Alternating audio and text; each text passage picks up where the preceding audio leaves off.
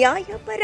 ಮಂಚೇನಹಳ್ಳಿ ಸರ್ಕಾರಿ ಪ್ರಾಥಮಿಕ ಪಾಠಶಾಲೆ 100 ವರ್ಷದ ಶಾಲೆಯಾಗಿದ್ದು, ಈ 100 ವರ್ಷ ಮುಗಿದ ಶಾಲೆಗೆ ಶತಮಾನೋತ್ಸವ ಮಾಡಲು ಈ ದಿನ ಈ ಶಾಲೆಯಲ್ಲಿ ಓದಿದ ಎಲ್ಲ ಹಿರಿಯ ವಿದ್ಯಾರ್ಥಿಗಳು 3ನೇ ಬಾರಿಗೆ ಪೂರ್ವಭಾವಿ ಸಭೆಯನ್ನು ಹಮ್ಮಿಕೊಳ್ಳಲಾಗಿದ್ದು, ಪೂರ್ವಭಾವಿ ಸಭೆಯನ್ನು ಪ್ರಾಥಮಿಕ ಪಾಠಶಾಲಾ ಆವರಣದಲ್ಲಿರುವ ಕನ್ನಡ ಭವನದಲ್ಲಿ ಹಮ್ಮಿಕೊಳ್ಳಲಾಗಿದ್ದು, ಪೂರ್ವಭಾವಿ ಸಭೆ ಮೊದಲಿಗೆ ಪ್ರಾರ್ಥನೆ ಮೂಲಕ ಶುರು ಮಾಡಲಾಗಿದ್ದು, ತದನಂತರ ಶಿಕ್ಷಕರಾದ ಜನಾರ್ದನ ಮೂರ್ತಿರವರು ಈ ಹಿಂದೆ 2 ಸಭೆಗಳ ಬಗ್ಗೆ ವಿವರಿಸಿ ದಿನಾಂಕ 29, 30, 31 ಇದೇ ಜನವರಿ ಕೊನೆಯ ದಿನಗಳಲ್ಲಿ 3 ದಿನಗಳ ಕಾರ್ಯಕ್ರಮ ಅದ್ದೂರಿಯಾಗಿ ಮಾಡುವ ರೀತಿಯಲ್ಲಿ ಸಭೆಯಲ್ಲಿ ಎಲ್ಲರೂ ಸಮ್ಮತಿಯನ್ನು ನೀಡಲಾಗಿದ್ದು, ಈ 3 ದಿನಗಳ ಕಾರ್ಯಕ್ರಮದಲ್ಲಿ ವೇದಿಕೆ ಸನ್ಮಾನಗಳು, ಸಾಂಸ್ಕೃತಿಕ, ಕ್ರೀಡಾ, ನಾಟಕ, ಸಮಿತಿ ರಚನೆ, ಆಹ್ವಾನಿಕರಿಗೆ ಸನ್ಮಾನಗಳು, ವಿಶೇಷ ಪ್ರತಿಭೆ ಇರುವವರಿಗೆ ಸನ್ಮಾನಗಳು, ಕ್ರೀಡಾ, ಸಂಸ್ಕೃತಿ, ನೃತ್ಯ, ನಾಟಕಗಳಲ್ಲಿ ಹಾಗೂ ಇದೇ ಶಾಲೆಯಲ್ಲಿ ಅಧ್ಯಾಪಕರಾಗಿ ಕಾರ್ಯನಿರ್ವಹಿಸಿ ನಿವೃತ್ತರಾದ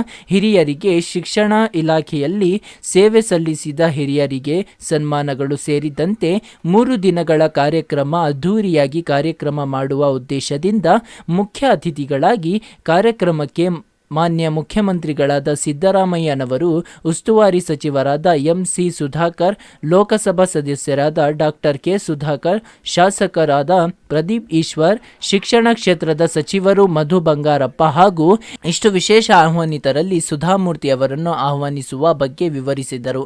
ಇತಿಹಾಸದಲ್ಲಿ ಹೆಸರು ಮಾಡುವಂತಹ ಕಾರ್ಯಕ್ರಮ ಇದಾಗಬೇಕೆಂದು ಚರ್ಚೆಯಲ್ಲಿ ಎಲ್ಲ ಹಿರಿಯ ವಿದ್ಯಾರ್ಥಿಗಳು ತಮ್ಮ ತಮ್ಮ ಅಭಿಪ್ರಾಯಗಳನ್ನು ತಿಳಿಸಿದರು. ಸಂಪನ್ಮೂಲಗಳ ಬಗ್ಗೆ ಚರ್ಚೆ ಮಾಡಲಾಯಿತು. ಈ ಸಂದರ್ಭದಲ್ಲಿ ಇದೇ ಶಾಲೆ ಹಳೆ ವಿದ್ಯಾರ್ಥಿ, ಮಾಜಿ ಜಿಲ್ಲಾ ಪಂಚಾಯಿತಿ ಅಧ್ಯಕ್ಷರಾದ ಹನುಮಪ್ಪ ರೆಡ್ಡಿ, ಮಾಜಿ ಅಧ್ಯಕ್ಷರಾದ ಸುರೇಶ್, ಗ್ರಾಮ ಪಂಚಾಯಿತಿ ಸದಸ್ಯರಾದ ಅಜಿತ್ ಕುಮಾರ್ ಜೈನ್, ನಾರಾಯಣ ಸ್ವಾಮಿ, ಮಾಜಿ ಪಂಚಾಯಿತಿ ಸದಸ್ಯರಾದ ಸುಬ್ರಹ್ಮಣ್ಯಂ, ಇಮ್ರಾನ್, ರಿಯಾಜ್, ಪತ್ರಕರ್ತರಾದ ಪದ್ಮಾವತಿ, ಹಳೆಯ ವಿದ್ಯಾರ್ಥಿಗಳು ಸೇರಿದಂತೆ ಶಾಲಾ ಮುಖ್ಯ ಶಿಕ್ಷಕರಾದ ಕೃಷ್ಣಪ್ಪ, ಜನಾರ್ದನ ಮೂರ್ತಿ, ನಾರಾಯಣಪ್ಪ ಸೇರಿದಂತೆ ಶಿಕ್ಷಕರ ವರ್ಗ ಉಪಸ್ಥಿತಿಯಲ್ಲಿದ್ದರು.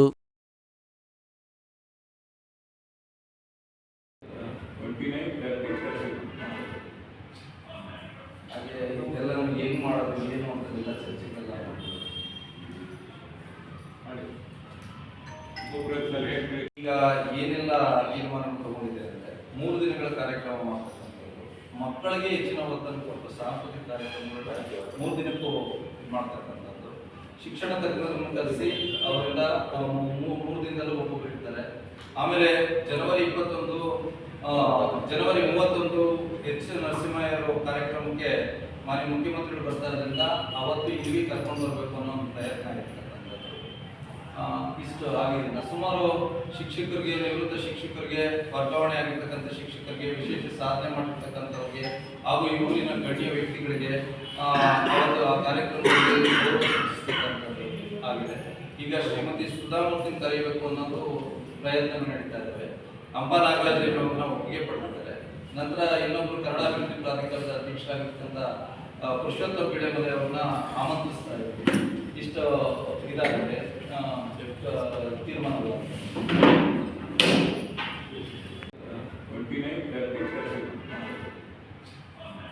ಹಾಗೆ ಇದೆಲ್ಲ ಏನು ಮಾಡೋದು, ಏನು ಅಂತದೆಲ್ಲ ಚರ್ಚೆಗೆಲ್ಲ ಮಾಡಿ